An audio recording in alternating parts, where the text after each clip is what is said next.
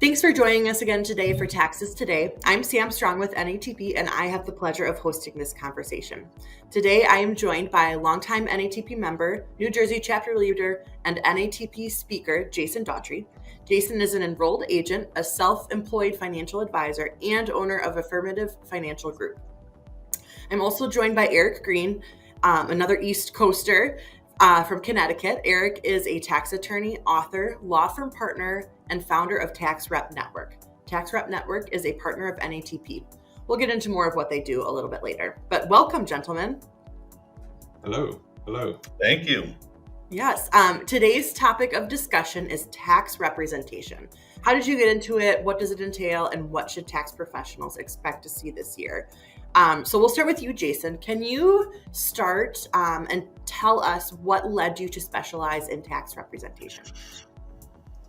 Honestly, for me, it kind of, well, to be honest with you, Hurricane Sandy really did it. Eric, you're from the East Coast, so I'm sure you remember Hurricane Sandy, and it was a lot of good people that ended up in bad situations, not just from a tax standpoint, but life, and those people that might have been honest and on payment plans or whatever it may be, or lost documents, ended up in some real hot water, or at least in their mind, real hot water with the IRS. And amazingly, my office was not hit. It was like Forrest Gump when the whole place around him went under, but except his boat, it was like my house and office was not hit.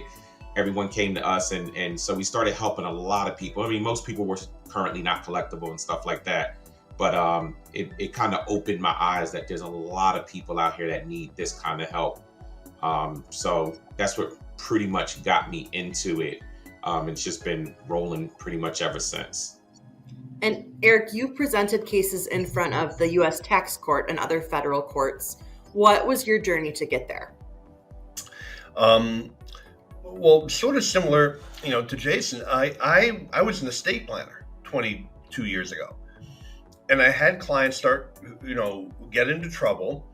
And what I found is as I helped them, you'd think people would keep their tax issues to themselves. Yeah, no. They started referring friends and everything else. And today it's basically all I do is representation. But what happens is you start helping people. And back then, I'm going to show my age. Back then, there were things at the IRS called human beings, and you could talk to them, and they actually trained me to do this. You go meet with the revenue officers and say, look, you got to go do this, you got to do that. Today, one of the challenges, I think, for new EAs and CPAs in this area is they need to find training because you're dealing with a more automated IRS, fewer local offices to deal with. But what happened for me, at least, is you start kind of through the process. You're handling an audit, you end up in appeals, and at some point you have to file in tax court. Although I don't do the heavy litigation, I have partners that do that. But it was sort of just, I'd say trial by fire, but it wasn't really fire. It was just you learn by doing.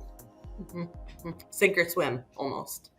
Yeah. So Jason, many NATP members don't have a designation or, might only have their AFSP. In your experience, how did earning your enrolled agent designation elevate your practice? Besides the money, Good one. I could say it allowed me to just do a lot more and help in a different way.